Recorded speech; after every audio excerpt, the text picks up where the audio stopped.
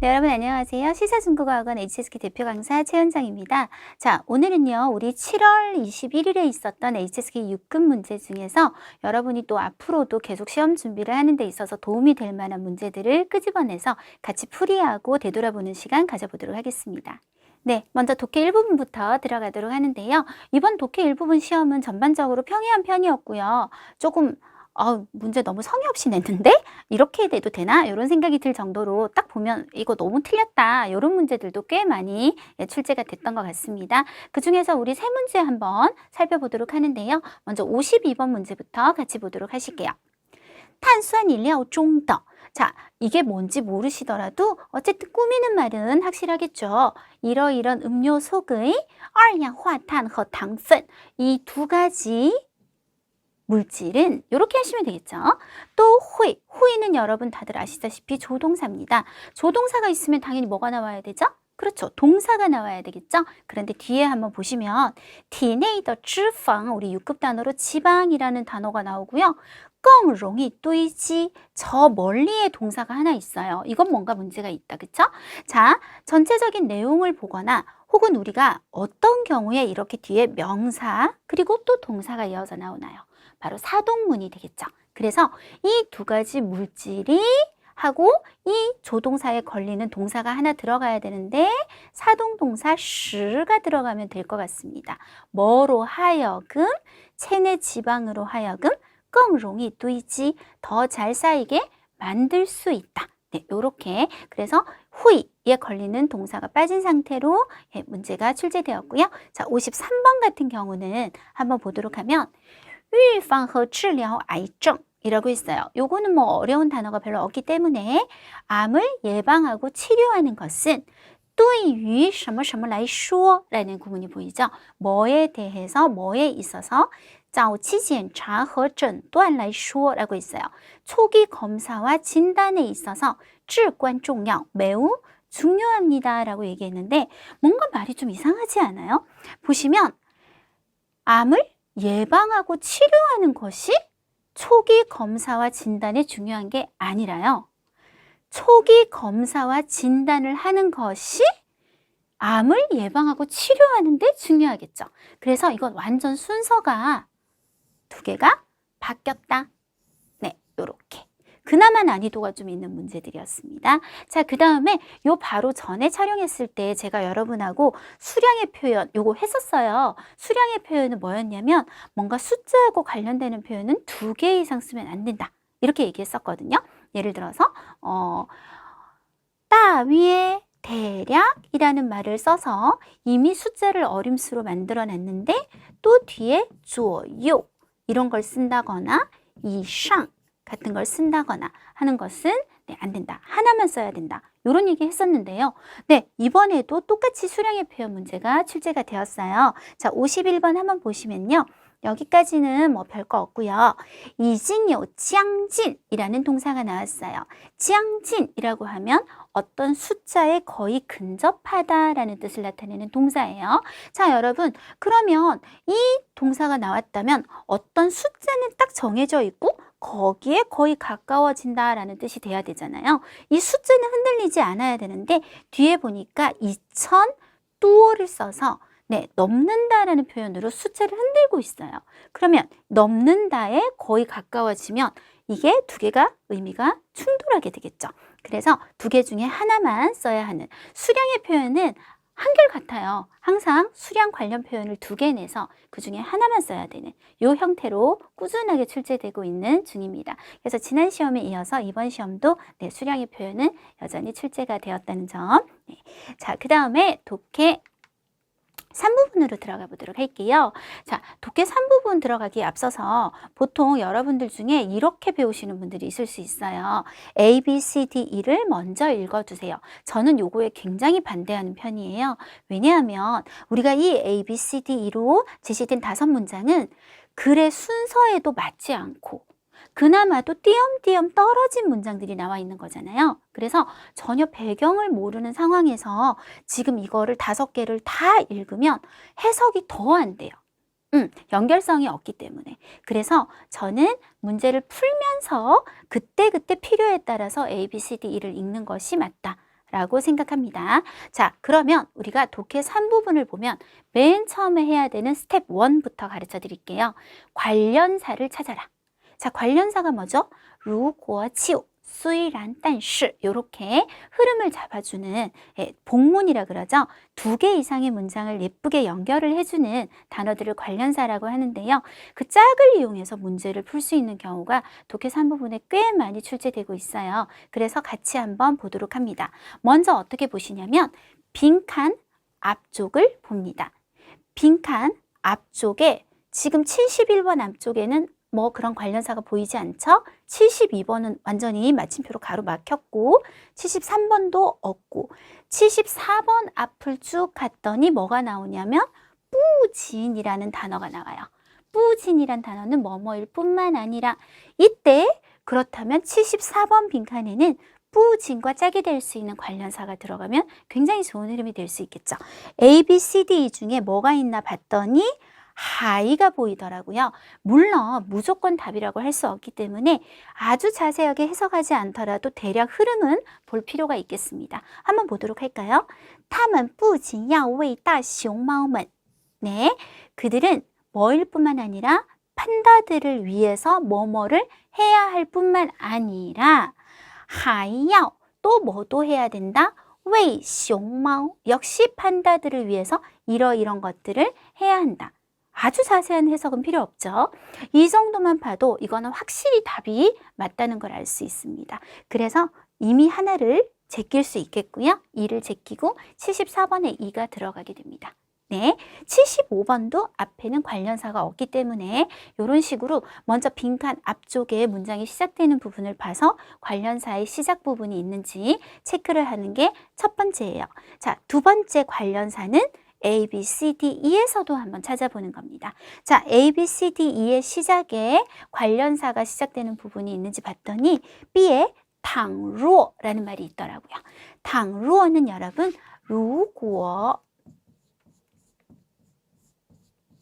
예, 고급 표현이다 라고 생각하시면 돼요. 완전히 거의 똑같은 거예요. 그래서 만약 뭐뭐라면 이라는 뜻인데 우리 如果의 짝을 한번 생각을 해보면 주어 앞에다가 내가 접속사 짝을 붙일래 할 때는 나나 나뭐를 붙이고요. 아니야, 나는 주어 뒤에 부사로 짝을 쓰고 싶어 라고 하실 때는 지우.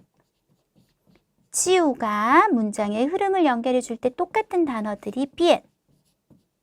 5급에도 나와요, 여러분. 이 정도는 요런 것들하고 짝을 이룬다는 거 알아두시면 됩니다.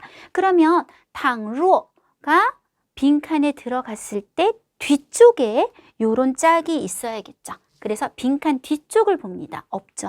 72번 뒤쪽에 없고 73번도 없고 74는 끝났고 75도 없고 그러면 倘若는 짝이 없이 쓰인 것 같아요. 관련사가 짝이 없는 거는 틀린 게 아니에요. 수이란을 썼다고 해서 꼭 단슈를 써야 하는 건 아니기 때문에 네, 그래서 짝이 없나 보다. 그리고 또 다른 게 있나 봤더니 이번에는 줄러가 보여요. 줄러 하면 뭐뭇을 제외하고 라는 뜻이고 그 뒤에 짝이 될 만한 거를 한번 찾아보도록 해요. 71번 뒤에 없고 72번 뒤에 하이가 있더라고요. 그러면 무조건 답이라고 할 수는 없으니까 대략 해석을 한번 해보도록 하겠습니다. 除了要뭐뭐 해야 한다. 具备라고 하면 어떤 것을 모두 다 갖추다, 갖추어야 된다. 이러한 목적어만 찾을게요. 知识, 지식을 갖추는 것을 제외하고도 还应该掌握 익히기도 해야 된대요. 무엇을? 옆으로 누워있는 점은 병렬이니까 다 지나가시고 목적어는 역시 어떤 지식을 익히기도 해야 된다. 너무 좋죠. 여기도 지식을 갖추기도 해야 되고 지식을 익히기도 해야 되고 그래서 72번 정답은 확실하게 D가 되겠습니다. 자, 이렇게 여러분 관련사를 이용해서요. 우리가 두 문제를 벌써 해치워 버렸어요. 굉장히 빨리 사실은 하는 건데 제가 설명을 해서 느려진 거죠. 그래서 한 번은 빈칸을 이용해서 관련사를 찾아봤고 한 번은 보기를 이용해서 관련사를 찾아봤습니다. 여기까지가 스텝 1이 되겠습니다. 이렇게 끝내고 나면 이제 3개의 빈칸이 남았어요. 3개의 빈칸이 남았다는 건 사실은 2개만 정답이 정확하게 들어가면 끝난다는 얘기가 되기도 하죠. 그래서 이제 71번부터 본격적으로 들어가기 시작합니다. 여기서부터 스텝 2입니다. 자, 쉼표 동그라미 칠게요. 그렇다면 앞의 흐름도 좀 봐야 되고 뒤의 흐름도 조금 보기는 봐야 된다라는 뜻이 되니까 앞을 한번 읽어보도록 합니다.近期 최근에 치우요 메이티报道 매체에서 보도를 했어요. 뭔가 들어가고 接力收了数百份이라고 했습니다. 이력서를 수백 개를 받았다 라고 얘기를 했어요. 자, 이 연결에 들어가기에 괜찮은 거 이제 A를 한번 읽어보면 될 것 같습니다. A 한번 볼까요? 不同的熊猫 서로 다른 판단은 可能会有 있을 거예요. 不同的喜好和行为模式 서로 다른 자기가 좋아하는 거랑 행위 패턴을 갖고 있을 겁니다. 이력서를 받는 것과 전혀 관계없죠. 보기를 읽은 것에 의미를 두면 되겠고 B를 한번 보도록 하겠습니다. 倘若 만약 뭐뭐라면 你去应聘 당신이 가서 去 V1 应聘 지원을 한다면 어디에 지원을 한다면 大熊猫饲养员이라고 해서 판다 사육사에 지원을 한다면 이력서를 수백 부 받았다. 전혀 답이 되지 않죠. 답이 2개를 읽었는데 안 나오네. 그 대신 우리는 뭘 얻었어요? 아, 그러면 무조건 C겠다. 이렇게 되겠죠. 그래서 여기는 C가 들어가게 되겠습니다. 네. 자, 그러면 이제 하나만 잘하면 우리 끝나는 상황이 됐습니다. 자, 한번 보도록 할까요? 자, 앞에 쉼표, 뒤에 쉼표, 동시부터 시작하면 되겠습니다. 동시에 73번 어쩌고 저쩌고, 饲养员们, 네, 사육사들은 수어, 需要, 뭐 할 필요가 있다? 이렇게 할 필요가 있습니다. 라는 내용이 있습니다. 어떻게? 有针对性的照顾 라는 말을 했어요. 자, 여러분 针对라는 5급 단어는 조금 알아둘 필요가 있는데요. 针对를 사전에서 찾으면 뭔가를 조준하다, 겨냥하다 이렇게 나와요. 총 쏠 것 같죠? 근데 그런 뜻이 아니라 예를 들어 이럴 때 쓰는 거예요. 针对什么什么问题 어떤 문제를 겨냥해서 진행讨论, 토론을 한다거나 이번 캠페인은 针对青少年 청소년을 대상으로 뭘 한다거나 이런 식으로 쓸 때 우리가 针对라는 말을 씁니다. 针对性이라고 하면 하나하나에 맞게 겨냥을 해서라는 말은 하나하나에 맞게 목적성 있게 돌봐준다 라고 표현을 한 것이 되겠습니다. 그러니까 우리가 앞에 어떤 내용이 나와야 사육사들이 한 마리 한 마리에 맞게 돌봐줄 필요가 있다라는 말하고 연결이 될까요? 아까 2개 중에서 답은 A가 되겠죠.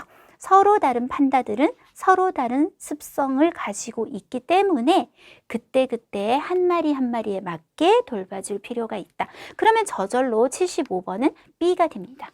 네, 요렇게 풀어보시면 될 것 같습니다. 그래서 여러분 아까 제일 처음에 제가 시작할 때 A, B, C, D를 다 먼저 읽는 거 저는 반대합니다 라고 얘기했잖아요. 지금 문제를 푸는 과정에서 거의 많이 읽지 않고 큰 흐름만 파악한 것도 있고 아예 읽지 않은 보기도 생겼어요. 그런데 처음부터 읽는 거는 너무 파악하기도 힘들고 그리고 시간 낭비도 될 수 있기 때문에 이렇게 문제를 풀면서 여러분이 보기를 읽어주시면 되겠습니다. 네, 요게 독해 3부분이었고요. 독해 4부분으로 한번 넘어가 보도록 할까요? 이번에는 독해 4부분 한번 보도록 하겠습니다. 오늘 독해 4부분은요. 가장 마지막에 나왔던 97번에서 100번까지 한번 살펴보도록 할 거고요. 전체적으로는 총 5단락으로 이루어진 글이었어요. 자, 우리 속독하는 연습을 한번 같이 해볼 텐데요. 속독이라고 하면 2가지 의미가 있는 것 같아요. 첫 번째는 전체 글을 읽기는 다 읽는데 빨리 읽는 거. 하지만 우리가 말하는 속독은 그래서 필요한 부분만 딱 발췌해서 읽고 나머지는 그냥 버리고 읽지 않는 속독이 되겠습니다. 자, 그러면 어떻게 해야 우리가 속독을 할 수 있을지 저와 함께 여러 가지 상황에 대해서 한번 배워보도록 하시는데요. 자, 97번 한번 보실게요. 진허환수라는 나무가 하나 나와요. 이 나무가 쌈파 내뿜는데요. 이런 기체를 내뿜는 목적이 뭐죠? 라고 했습니다. 자, 이 속독을 잘하는 기술은 어디서부터 시작되냐면 포인트를 잘 잡는 것에서 시작해요. 여기서 만약에 포인트를 이 나무로 잡았다. 그러면 여러분 사실 망하는 거예요. 뭐 그렇게 폭삭 망한다기보다는 시간을 많이 줄이기는 힘들어질 수밖에 없는 것이 이 나무 이름은 글의 전체 부분에 있어서 굉장히 자주 나오고 있습니다. 여러분이 찾아야 되는 포인트는 이 기체가 되겠죠. 이 기체를 내뿜는 목적이기 때문에 그리고 기체 이름은 여러 번 나오지 않겠죠. 그래서 한 번 딱 포인트를 잡을 수 있는 곳이 될 수 있습니다. 그러면 이 한자를 잘 보고 똑같은 기체를 찾는 거예요. 1번 단락을 쭉 훑어봤더니 여기서 기체 이름이 나왔어요. 자, 그러면 이 포인트가 포함된 문장부터 시작하는 것이 보통 상식입니다. 땅, 什么什么的时候, 뭐뭐 할 때, 金合欢树라고 하는 나무가 在被啃食的时候,啃이라고 하는 것은 6급 단어로 갉아먹다. 그래서 갉아먹음을 당할 때, 会散发出 뭐를 내뿜는다? 이 기체를 내뿜어서 作为信号, 신호로 삼습니다. 进而 더 나아가서 将, 지향은 여기서 바예요. 네, 무엇을 危险信息, 위험한 정보를 传递给 누구에게 전달한다? 다른 이 나무들에게 전달한다라고 했습니다. 따라서 정답은 传递危险信息 그대로 나왔죠. 위험한 정보를 전달한다. 이렇게 포인트를 잡고 그 주변에서 바로 정답을 찾을 수가 있었습니다. 자, 이번에는 98번 문제를 한번 보실게요. 98번 문제를 보시면 根据上文 이 글에 따르면 生物之间的传信媒介 传信이라고 하는 것의 매개체로 아닌 것을 물어보고 있어요. 자, 아닌 것을 물어보는데 A, B, C, D가 이렇게 간단하게 되어 있을 때는 A, B, C, D를 다 보고 이 중에 3개가 모여 있는 곳을 찾는 것이 가장 빠릅니다. 네, 문제에서 어떤 포인트를 찾는 게 아니라 아닌 것을 찾는 문제인데 이렇게 보기가 간단할 때는 보기를 그냥 보시는 게 나아요. A는 花粉, 꽃가루, B는 图像, 영상, C는 声波, 소리의 파장, D는 信息素 이렇게 나와 있어요. 4개를 눈에 익히시고 3개가 쪼름이 모여 있는 곳을 찾으시면 됩니다. 그러면 쭉 훑어봤더니 3번 단락에서 生物之间的交流可以靠 어디에 의지해서 声波 나왔고요. 视觉图像, 图像 나왔고요. 信息素 나왔습니다. 그래서 정답은 A가 되는 거죠. 자, 그 다음에 세 번째 문제를 한번 보면 关于 쥔끈, 쥔끈이 뭔지 몰라도 상관없어요. 어차피 우리는 한자로 찾을 거기 때문에 이것에 관해 다음 중 옳은 것은 이라는 문제가 나왔어요. 이번에는 너무나 확실하게 포인트가 쥔끈이 되겠죠. 그러면 쥔끈이 처음 나오는 곳을 찾아봤어요. 찾아봤더니 4번 단락에서 여기서 처음 나오게 됐어요. 그러면 요곳이 포함된 문장 처음부터 한번 읽어보도록 할게요. 这种 이러한 植物根 과, 真菌, 和 중간에 들어있죠. 이것과 이것으로 형성된 共生体를 쥔건이라 부른다. 해석이 여러분이 거의 안 된다고 생각해도 이건 답이 너무나 똑같아서요. 보시면요. 是植物根과 真菌의 共生体. 네, 그대로 나오죠. 그래서 정답은 이렇게 그대로 찾을 수가 있었습니다. 마지막 문제가 이제 보통 끝 문제로 많이 나오는 문제인데요. 그냥 힌트 같은 거 주지 않고 다음 중 옳은 것은 아니면 다음 중 우리가 알 수 있는 것은 이렇게 크게 물어보는 문제예요. 根据上文可以知道什么 이런 식으로요. 이 글에 따르면 우리가 알 수 있는 것은 이런 문제일 때 여러분이 첫 번째 하셔야 되는 일, 아직 읽지 않은 단락을 공략하라.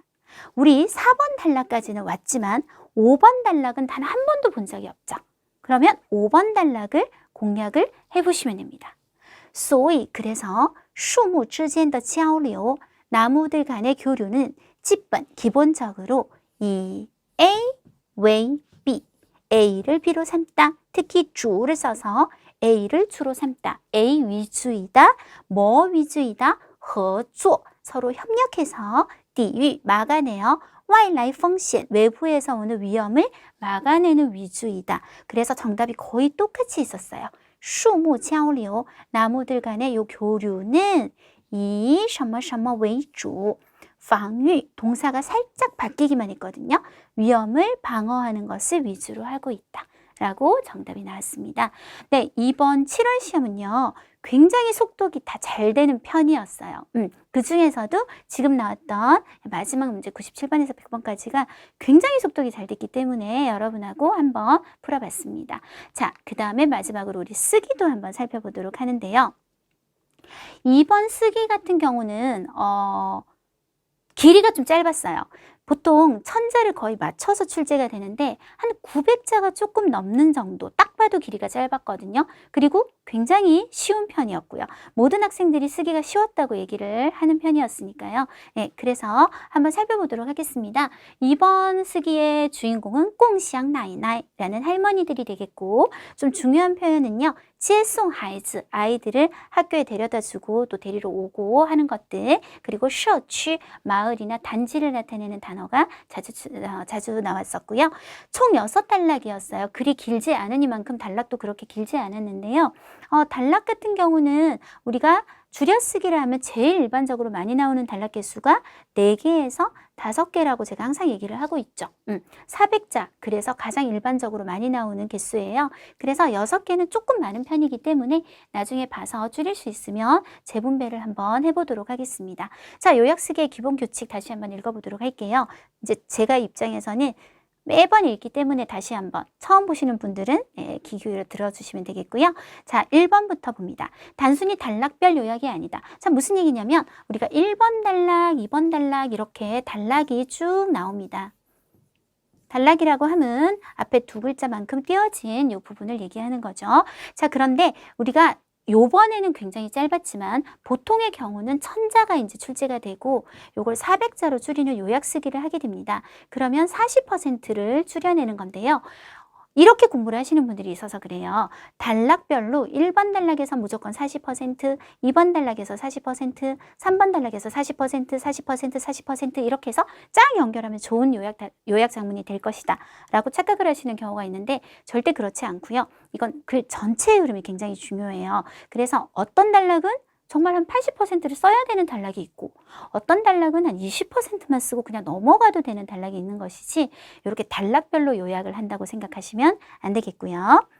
중복되는 내용이나 뒤의 내용을 통해서 유추할 수 있는 내용은 당연히 우리가 패스해주게 되겠고요. 좀 더 상세한 설명을 하고 문학적인 표현도 당연히 패스하게 됩니다. 대사, 인칭대사, 지시대사를 얘기하는 건데요. 오늘 같은 경우는 없어요. 그런데 이제 앞으로 여러분이 계속 공부를 하시든 아니면 이 앞에 영상들을 보시면 굉장히 많은 경우에 우리가 직접 화법, 이렇게 큰 따옴표를 달고 나오는 화법을 직접 화법이라고 하는데요. 직접 화법이 굉장히 긴 경우 이거를 여러분이 줄였을 때도 똑같이 이 표시를 하게 되면 무슨 뜻이 되냐? 직접 인용이잖아요. 나는 하나도 줄여 쓰지 않고 똑같이 암기해서 그대로 쓸 거야 라는 뜻이 되어버려요. 그래서 우리가 어쩔 수 없이 간접화법으로 큰 따옴표를 없애고 쓰게 됩니다. 영어에서도 직접화법, 간접화법 해보셨겠지만 간접화법으로 가게 되면 워로 나왔던 말이 타로 바뀐다거나 이런 인칭대사의 변화가 생기게 됩니다. 그래서 그런 것들을 주의하라는 얘기가 되겠고요. 오늘은 사람이 말하는 부분이 없어요. 그래서 이런 부분은 없겠습니다. 지시대사도 마찬가지인데요. 지시대사는 쩌, 나 이런 거를 우리가 지시대사라고 하죠. 그래서 이제 원래 글에서는 바로 앞의 내용을 가리키면서 쩌라고 했는데 나는 이 내용을 쓰지 않는 경우 혹은 나는 저 앞에 내용을 쓰고 그 다음 여기 내용을 쓰는데 요거를 좀 쩌라고 연결하고 싶다라고 해서 오히려 또 쓰게 되는 경우도 있겠습니다. 그래서 사용에 주의해 주시면 되겠고요. 관련사를 이용해서 오늘도 조금 보여드릴 건데 이게 아무래도 띄엄띄엄 문장이 들어가다 보니까 연결이 부자연스러울 수 있어요. 그래서 그래서 이런 것들 넣어가면서 좀 예쁘게 연결해주면 더 좋은 글이 되겠습니다. 우리가 10분 동안 글을 보는 시간이 있고요. 그리고 35분 동안 이제 요약 장문을 쓰게 되는데요. 요약 장문을 쓰는 거는 보통 35분이 그렇게 많이 부족하지 않아요. 왜냐면 학생들이 이거 잊어버릴까 봐 정말 빠르게 쓰기 시작하거든요. 그래서 보통은 그렇게 부족하지 않은데 문제는 10분 동안 그 A4지 거의 한 장의 내용을 우리가 봐야 된다는 게 굉장히 부담스러운 거죠. 그래서 그것도 공략법이 있어야 돼요. 한번 공략법을 좀 세우고 들어가 보도록 한다면 기본 규칙은 일단 앞에서부터 암기하려고 해서는 안 된다. 이거를 시도하시는 분들이 진짜 있거든요. 10분 동안 처음부터 암기를 하시는 분들 일단 불가능에 도전하지 마세요. 내용을 암기하는 거지 표현을 암기하는 게 아니에요. 그쵸? 네. 표현도 중요한 표현 몇 가지는 암기하는 것이 좋은 것들도 있지만 처음부터 끝까지 그렇게 외우려고 하는 거는 안 되는 거잖아요. 네. 안 되는 걸 하려고 해서는 안 되겠습니다. 자, 앞부분에서 주인공이나 기본 배경이 언급되는 내용, 앞부분, 그리고 제일 뒷부분 먼저 읽는 것이 좋습니다. 그래서 처음과 끝을 읽게 되면은 요 중간의 흐름을 우리가 잡기가 굉장히 편해져요. 그래서 나중에 읽는 과정에서도 요런 내용은 나중에 끝이 이렇게 끝나니까 별로 안 중요하겠는데 요런 것들을 파악하는 데 굉장히 도움이 될 수 있기 때문에 처음과 끝을 먼저 읽고요. 특히 요거 마지막 문장은 전략적으로 어느 정도는 암기를 해두시는 게 좋습니다. 생각보다 글을 마무리하고 끝내는 게 굉장히 힘들어요. 그래서 끝부분은 어느 정도는 암기를 하는 것이 좋다. 세 번째, 처음부터 다시 이제 읽기 시작하면서 필요 없는 부분, 특히 반복되는 내용, 상세한 설명을 하는 곳, 이야기의 흐름과 직접적인 관계가 없는 주변 인물에 대한 서술은 대략 내용만 파악하고 넘어가거나 그 다음에 쉽게 바꿀 계획을 어느 정도 세우면서 읽어 내려가시는 게 맞습니다. 그래서 아까 말한 것처럼 끝에 이렇게 끝났으니까 이런 부분은 별로 필요 없겠다. 네, 넘기면서 이 부분은 써야 되겠고 어느 정도의 계획이 있으면서 읽어 내려가셔야 됩니다. 글을 보지 않고 마지막에 전체 내용을 이해했는지 빠르게 머릿속으로 생각해 보는 시간을 한번 가져보셔야 됩니다. 이 글이 사라지기 전에 여러분이 생각해 보는 거예요. 내가 이걸 쓸 거고 이걸 쓸 건데 근데 갑자기 다음 이야기가 생각 안 나. 그럼 빨리 내용을 봐서 다시 암기를 하셔야겠죠. 10분이 끝나기 직전에 이제 우리가 해야 될 것들은 주인공 이름 절대 까먹으면 안 되겠죠? 그리고 오늘 쓰기에서 반드시 사용해야 되는 단어 암기하시고요. 그리고 이거 마지막 문장을 전략적으로 암기해 두고 넘어가도록 합니다. 그렇게 해서 우리가 10분을 다 사용하게 되겠습니다. 자, 그러면 아까 제가 말한 것처럼 전체 내용을 다 아울러서 우리가 400자로 줄이는 것이지 단락별 요약이 아니다라고 했습니다. 그래서 내용을 읽으면서 한번 전체 내용을 파악하는 시간을 가져보도록 하는데 한국어로 읽을 거고요. 해석은 좀 직역으로 했어요. 조금 어색한 부분이 있더라도 선생님이 직역했구나 이렇게 생각하시면 될 것 같습니다. 먼저 첫 번째 단락과 마지막 단락을 한번 읽어보도록 할게요. 1번 단락입니다. 저장 닝포의 몇 개 학교 입구에는 매 등교일마다 몇 명의 빨간색 조끼를 입은 할머니들이 나타나서 아이들을 마중하고 배웅하는데 그녀들은 아이들에 의해 친근하게 꽁샹 나이나이라고 불린다. 4년이 넘는 시간 동안 그녀들은 날씨가 어떻든 의무적으로 아이들이 등하교하는 것을 마중하고 배웅하며 또한 자원봉사팀을 만들어 마을에서 퇴근이 늦어서 아이를 마중하고 배웅할 수 없는 부모들을 위해 큰 어려운 문제를 해결해 주었다. 네, 요게 1번 단락이고요. 마지막 단락을 한번 읽어보면 이와 같을 뿐만 아니라 꽁샹 나이나이는 또한 마을의 갈등 중재, 문화 건설 등 업무에 적극적으로 참여했다. 그녀들은 아이들의 꽁샹 나이나이에서 전 마을의 꽁샹 나이나이로 변했다. 이것은 마을 주민들 간에 일종의 새로운 형태의 인간관계를 맺어서 모두들 서로 돕고 서로 단결해서 공동으로 마을의 조화로운 발전을 촉진시키는 것과 맞먹는 것이다. 라고 끝났습니다. 그렇다면 대략 우리가 꽁샹 나이나이가 이 글의 주인공이 되겠고, 그쵸? 꽁샹 나이나이. 그리고 아이들을 등하교 시켜주는 역할을 하는 할머니들인데 나중에는 마을 전체의 일에도 참여하고 있구나 라는 것을 큰 흐름을 먼저 파악할 수가 있겠습니다. 1번 단락을 읽었으니까 이제 2번 단락부터 한번 계속 읽어보도록 할게요. 가장 처음 아이를 마중하고 배웅한 꽁샹 나이나이는 웬 페이춘으로 올해 62세이다. 몇 년 전 그녀는 유치원에 가서 외손자가 하교하는 것을 마중했는데 이후 아이 시아오시아오가 막 초조하게 부모님이 마중하러 오는 것을 기다리고 있는 것을 보게 되었고 시아오시아오의 엄마 아빠와 연락한 후 그녀는 그들을 도와 시아오시아오도 데리고 집에 돌아왔다. 후에 위엔 할머니는 시아오시아오의 엄마 아빠가 매일 저녁 7, 8시까지 일을 해야 되고 도와서 아이를 돌봐줄 다른 친척이 없다는 것을 알게 되었고 그래서 자신에서 시아오시아오의 엄마 아빠의 동의를 구했고 매일 그들을 도와 시아오시아오를 마중하고 배웅하기 시작했다. 2번 단락이 좀 길어서 계속 이어집니다. 초등학교에 이제 갔어요. 두 아이는 공교롭게도 또 같은 학교에 있게 되었고 위엔 할머니는 여전히 외손자와 시아오시아오를 동시에 마중해서 집에 돌아왔다. 바람이 불고 비가 오는 날에는 그녀는 일부러 우산과 장화를 가져갔다. 마중해서 집에 돌아와서는 두 명의 아이를 위해 음식을 준비하고 두 아이가 숙제를 완성하는 것을 감독했다. 유치원에서부터 초등학교 3학년까지 위엔 할머니가 시아오시아오가 잘하는 것을 돌봤다고 말할 수 있었다. 네, 2번 단락이었고요. 3번 단락입니다. 천천히 위엔 할머니의 선행이 마을에서 퍼져나갔고 많은 사람들이 모두 마중하고 배웅 배웅하는 대열에 가입하기를 희망했다. 위엔 할머니는 마을의 많은 부모들이 마침 아이들의 마중과 배웅 문제 때문에 걱정하고 있다는 것을 알게 되었다.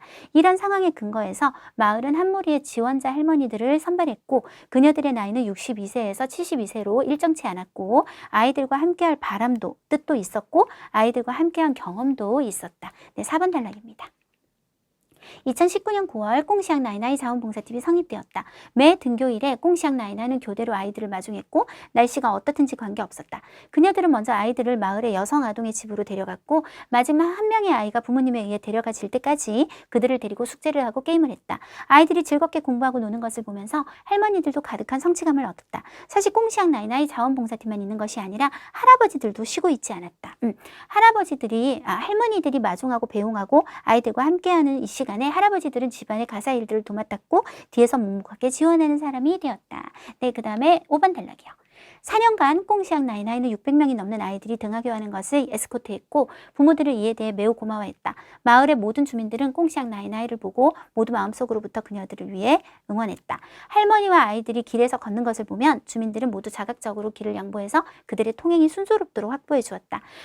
명절과 후일 때 마중과 배웅을 받는 아이들의 부모님은 아이를 데리고 꽁시앙 나이나이 집에 가서 할머니를 도와 가사 일을 하고 몇 집 사람들이 함께 회식도 하고 때로는 심지어 함께 놀러 나가기도 했다. 그리고 아까 6번 단락 이렇게 끝나는 글이 되겠습니다. 자, 그러면 저와 함께 한번 줄여보는데요.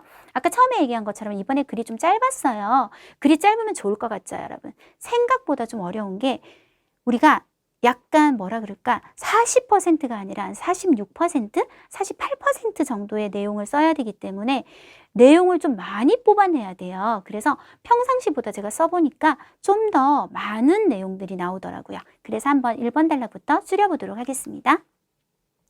자, 일단은 꽁시앙 나이나이에 대한 설명은 기본적으로 들어가야 되잖아요. 저장 닝포의 몇 개 학교 입구에는 매 등교일마다 몇 명의 빨간색 조끼를 입은 요런 게 이제 좀 필요 없는 말이죠. 할머니들이 나타나서 아이들을 마중하고 배웅하는데 그녀들은 그리고 그냥 바로 꽁시앙 나이나이라고 불린다 라고 해서 뭐 거의 쓰기는 했지만 필요 없는 말만 조금 잡아 뺐습니다. 자, 그 다음에 4년이 넘는 시간, 요거는 나중에 우리가 아까 보니까 4년 동안이라는 말이 또 나왔었어요. 그래서 굳이 쓸 필요가 없을 것 같고요. 가장 중요한 것은 그녀들은 하고 바로 이쪽으로 넘어오셔서 아이를 마중하고 배웅할 수 없는 부모들을 위해 어려운 문제를 해결해 주는 역할을 했다라는 거까지 그래서 처음과 끝부분을 연결해서 쓰면 될 것 같습니다. 한번 요약 쓰기로 옮겨보도록 할게요. 在浙江宁波的几所学校门口，每一个上学日都会出现几位奶奶接送孩子，他们被称为共享奶奶。他们为无法接送孩子的父母们, 이런 부모들을 위해서 解决了难题, 어려운 문제를 해결해 주었습니다. 네, 이렇게 줄이면 될 것 같습니다. 자, 그 다음 2번 단락으로 넘어가면 가장 처음 아이를 마중하고 배웅한 꽁시앙 나이나이는 하지 않고 그냥 더로 해서 것은 위엔 페이춘으로 나이까지 굳이 나올 필요 없고요.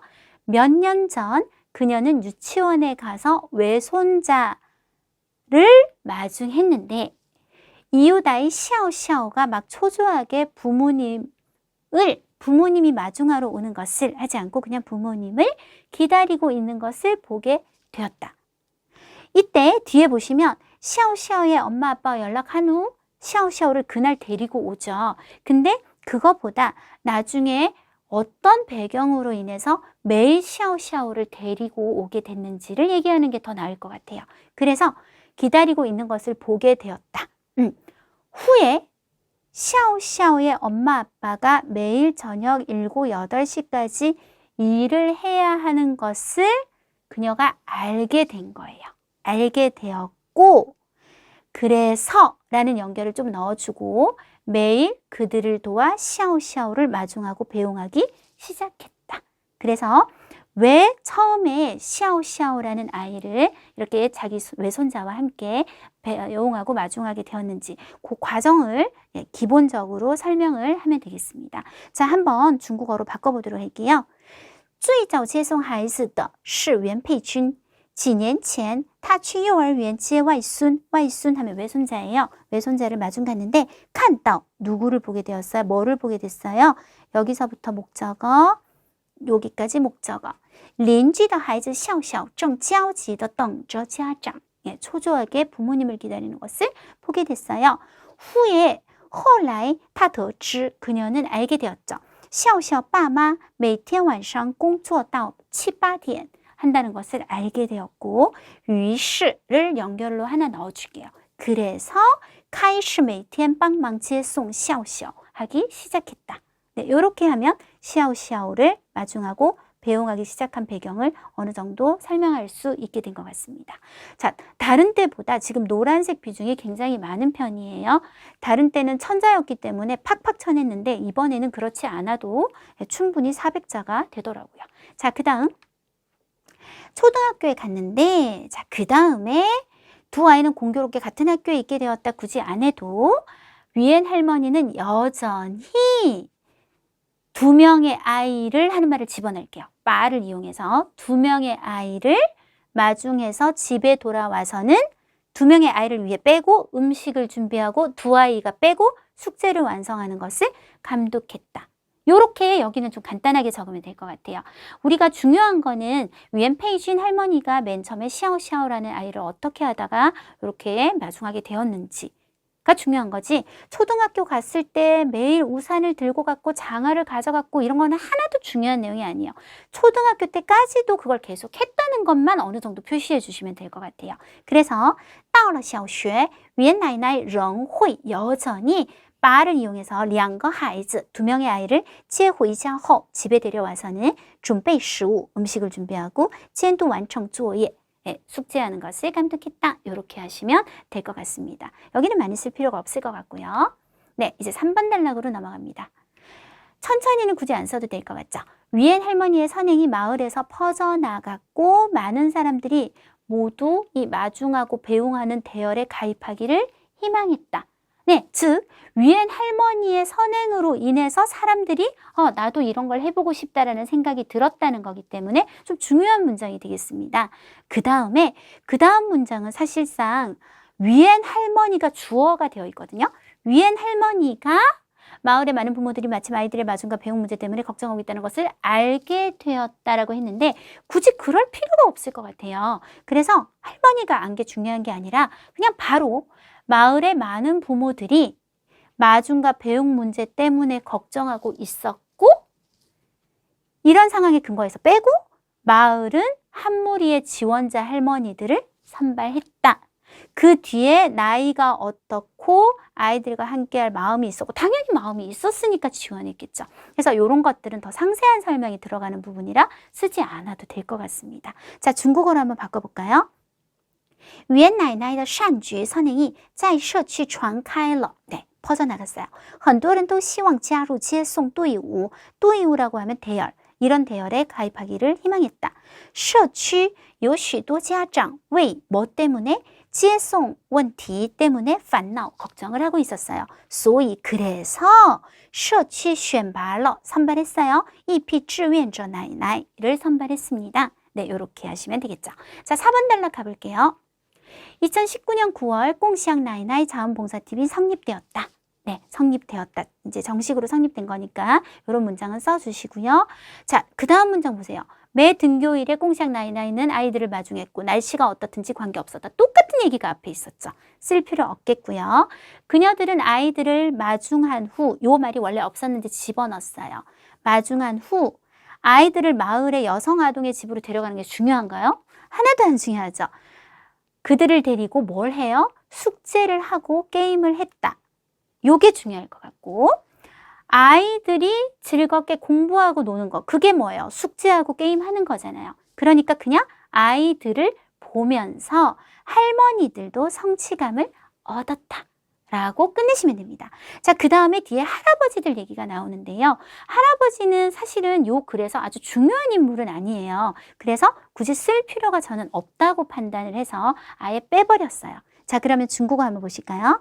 2019年9月共享奶奶志愿服务队成立他们接到孩子后 아이들을 마중한 후陪他们写作业做游戏看着孩子们奶奶们也收获了成就感 성취감을 얻을 수 있었다. 다섯 번째 단락 4년간 여기에 이제 4년이란 말이 나오죠. 4년간 꽁샹 나이나이는 600명이 넘는 아이들이 등하교하는 것을 에스코트했고 부모들은 이에 대해 매우 고마워했다. 네, 마을 사람들의 반응을 볼까요? 마을의 모든 주민들은 이제 중간을 빼고 마음속으로부터 빼고 그녀들을 위해 응원했다. 그리고 바로 요 자세한 설명들, 할머니와 아이들이 길에서 걷는 걸 보면 옆에 길을 비켜주고 이런 거는 굳이 안 써도 되겠죠. 왜? 그녀들을 위해 응원하고 칭찬하고 하는 것을 좀 더 구체적으로 설명한 내용이기 때문에. 그리고 명절과 휴일 때는 부모님들이 할머니를 도와, 굳이 집에 간단 말 안 해도 충분히 할머니를 도와 가사일을 하고 함께 회식도 하고 때로는 함께 놀러 나가기도 했다. 네, 요렇게 연결하면 좋을 것 같습니다. 한번 연결해 볼까요? 4年来共享奶奶护送了 护送하면은 에스코트 했다. 600多名孩子上下学家长对此라고 하면 这个 이것에 대해서 또 十分感激 5급 단어 매우 고마워했습니다. 社区里的每个居民 모든 주민들은 또为他们点赞 点赞이라는 말은 원래는 있잖아요. SNS에서 좋아요 누르는 거 그걸 点赞이라고 하는데 여기서는 약간 비유적인 표현으로 썼는데 그냥 청赞, 칭찬하다 뭐 이런 표현 써도 충분히 가능할 것 같고요. 在节假日家长帮奶奶做家务一起聚餐有时一起出去游玩까지 써주시면 될 것 같죠. 자, 그 다음에 마지막 단락입니다.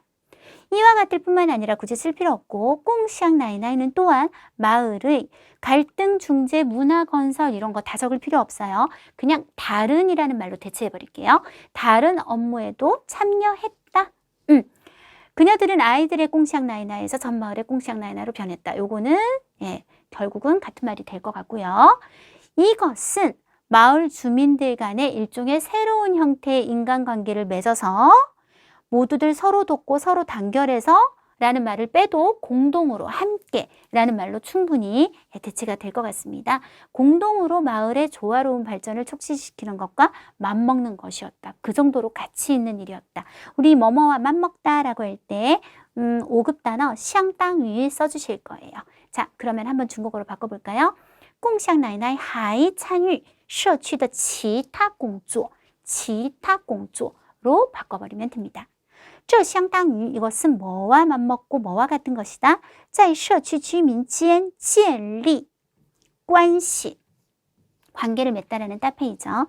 建立了一种新型的 새로운 형태의 人际关系共同促进社区的和谐发展 조화로운 발전을 함께 촉진시키는 것과 맞먹는 것이다. 그래서 끝 문장은 어느 정도 이렇게 외워줬다가 그대로 쓰는 것이 비교적 수월합니다. 아니면 끝내기가 굉장히 애매하실 거예요.